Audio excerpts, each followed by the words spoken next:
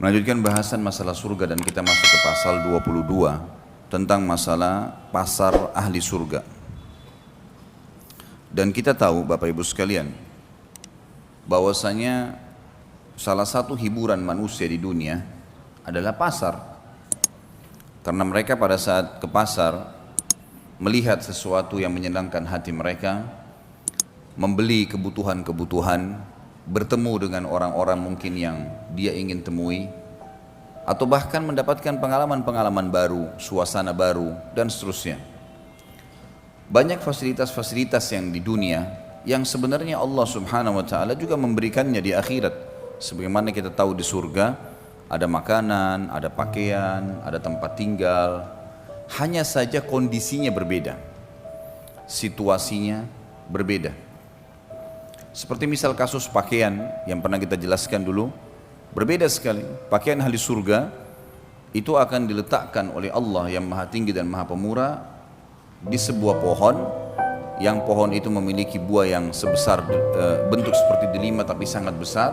Kalau ahli surga ingin menggunakan baju atau mengganti baju mereka, maka secara otomatis pohon itu akan mendekat, terbuka, kemudian di dalamnya ada 70 gaun dengan 70 warna, dengan 70 model yang dia tinggal ingin dalam hatinya jenis tertentu atau warna tertentu, maka tiba-tiba terkenakan di badannya tanpa lagi harus dia buka, dia pasang, nggak ada lagi seperti itu. Jadi ada pakaian sebagaimana kata dunia tapi berbeda sisi kualitas ya. Terus metode caranya, situasinya berbeda semuanya. Dan pada saat pohon itu tertutup, ya semacam tanda kutip lemarinya ahli surga itu tertutup karena dia sudah memilih gaunnya. Kemudian dia ingin mengganti pada waktu yang seketika setelahnya, mendekat lagi tempat tersebut, pada saat dibuka berubah lagi 70 gaun tapi beda warna, beda model, semuanya berbeda.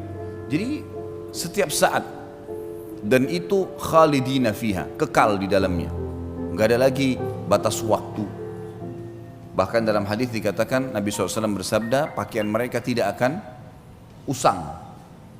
Jadi walaupun baju itu kita pakai terus berhari-hari, bertahun-tahun pun, kalau hitungan dunia kita bahasakan tahun, di akhirat tentu tidak ada lagi hitungan waktu seperti ini. Dimensi waktunya berbeda gitu. Maka secara otomatis ya, tidak akan usang. Apalagi kalau diganti. Dan setiap saat makanan ahli surga sudah kita jelaskan panjang lebar. Buah, ada nama-nama seperti buah delima, buah kurma, buah anggur, di dunia ada. Tapi ini cuma sama dari sisi nama, bentuk, rasa, berbeda semuanya. Kurmahnya besarnya seperti tempayan, sebesar apapun. Mungkin sekarang kalau kita lihat kurma paling besar mungkin ambar, itu seperti jari telunjuk seseorang di antara kita gitu kan. Yang mungkin digabungin 2 jari telunjuk itu maksimal. Enggak ada kurma yang lebih besar daripada itu. Tapi di akhirat satu buah kurma seperti tempayan, yang dia makan bukan karena lapar, tapi dia sedang menikmatinya. Dia akan berhenti kalau dia ingin pindah ke kegiatan lain atau ke makanan lain. Enggak ada kenyang, enggak ada lapar. Sudah kita jelaskan masalah itu. Buah-buah anggur yang sangat besar dan tidak pernah habis. Buah di surga kalau dipetik keluar lagi, dipetik keluar lagi, enggak pernah habis. Enggak butuh tunggu waktu untuk itu. Tidak butuh tunggu waktu untuk supaya bisa tumbuh lagi. Bahkan ada hadis yang disebutkan oleh Nabi SAW, nanti ada orang di surga meminta kepada Allah agar bercocok tanam. Dia mau cocok tanam. Kata Nabi SAW, Allah berfirman padanya, bukankah semua fasilitas sudah ada padamu? Semua pohon-pohon, semua jenis buah-buahan ada. Bahkan di surga ada yang tidak mungkin ada di dunia. Jenis buah-buahan yang tidak bisa dibayangkan, karena semua di surga tidak pernah mata lihat, tidak pernah telinga dengar, tidak pernah terlintas dalam hati manusia. Sebagaimana dalam hadis disebutkan.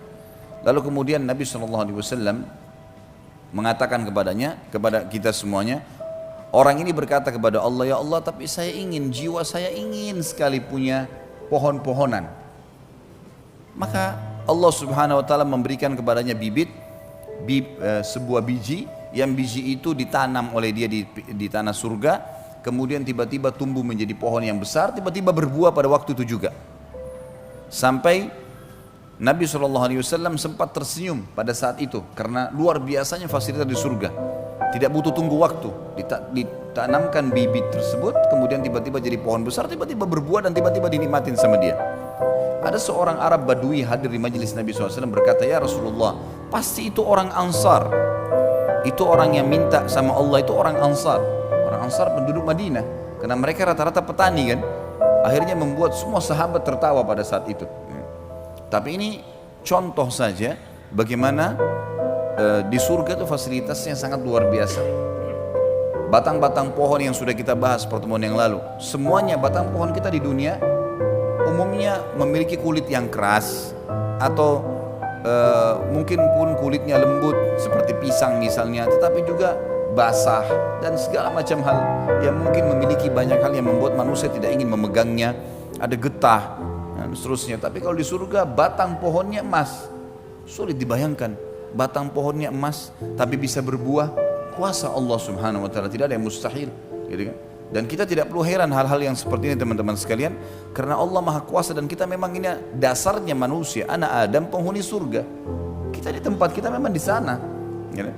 Ayah kita Adam alaihissalam diturunkan dengan istrinya Hawa ke muka bumi, kemudian akan kembali ke sana. Cuma sedikit cobaan di sini sekarang, ini loh perintahku kata Allah, untuk kembali ke tempat kalian, bahkan bisa meninggikan derajat-derajat kalian, lakukanlah ini, itu dan seterusnya. Ya, ketaatan-ketaatan dan tinggalkan kemaksiatan.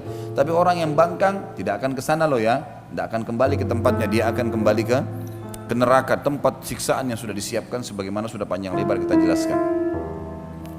Semua fasilitas di surga, fasilitas yang tidak bisa dibayangkan, susah sekali ya, dengan dibayangkan. Tetapi kita imani, karena keimanan akan memudahkan kita untuk meyakininya. Ya. Contoh misalnya air yang kita bahas, bagaimana bisa ada air jalan di depan mata seseorang ahli surga di istananya tanpa tersentuh tanah, dan dia bisa mengambilnya tanpa tertumpah di lantainya, gitu kan? Itu semua sudah kita jelaskan panjang lebar. Semua ini saya review kembali dan masih banyak yang kita tidak reviewkan tentunya, untuk menekankan sebuah poin. Pada saat kita membahas pasal ke-22 tentang masalah pasar ini, jangan dibayangkan seperti pasar kita yang becek, yang kotor, atau mungkin hanya seperti mall, orang masuk kemudian lalang toko bersebelah-sebelahan, bukan itu. Memang disebutkan dalam hadis masalah pasar, tetapi di sini tidak ada transaksi. Pasar ini tujuannya hanya dijadikan oleh Allah yang Maha Tinggi dan Maha Pemurah sebagai tempat pertemuan ahli surga. Dan umumnya ini didatangi oleh kaum laki-laki di surga. Kaum wanita mereka tinggal di istana. Inilah yang akan kita bacakan hadisnya. Hadis diriwayatkan oleh Imam Muslim. Anas bin Malik radhiyallahu anhu meriwayatkan sabda Rasulullah sallallahu alaihi wasallam, sesungguhnya di surga terdapat pasar. Mereka mendatangi pasar tersebut setiap Jumat. Lalu berhembuslah kepada mereka angin dari arah utara, dan hembusan angin tersebut mengenai wajah dan pakaian mereka sehingga mereka bertambah indah dan tampan. Ini jelas yang dimaksud adalah kaum laki-laki. Mereka bertemu, mereka keluar, mereka bertemu di situ. Kata sebagian ulama hadis maksudnya mereka saling kenalan ya, satu sama yang lain. Karena ada kaum-kaum sebelum kita yang beriman, kaumnya Nabi Nuh, kaumnya Nabi Shu'aib, kaumnya Nabi Saleh. Kita sama-sama di surga. Maka kita berkenalan sama mereka, dan itu setiap Jumat. Tentu di surga sudah tidak lagi sholat Jumat gitu ya. Tapi mereka bertemu. Satu-satunya ibadah yang tertinggal yang kita lakukan di dunia dan akan ada di surga adalah zikrullah. Karena kita selalu berzikir, bersyukur kepada Allah SWT pada saat itu. Kemudian mereka pulang menemui istri-istri mereka dalam keadaan semakin tampan dan mempesona. Berarti jelas ini kaum laki-laki ya. Karena para istri mereka menunggu di rumah atau di istananya. Melihat itu, istri-istri mereka berkata, demi Allah, engkau semakin bertambah indah dan mempesona setelah meninggalkan kami. Tadi baru keluar menuju ke pasar, kemudian sekarang balik, tambah tampan, berubah. Ini bukan karena pergi salon suaminya, kemudian baru cukur baru. Enggak, kadang-kadang orang kalau pergi salon cukur balik masih ada saja harus mandi, gerak. Enggak ada, ini tiba-tiba sudah sangat sempurna gitu. Enggak ada lagi orang jelek di surga. nggak ada lagi orang jelek.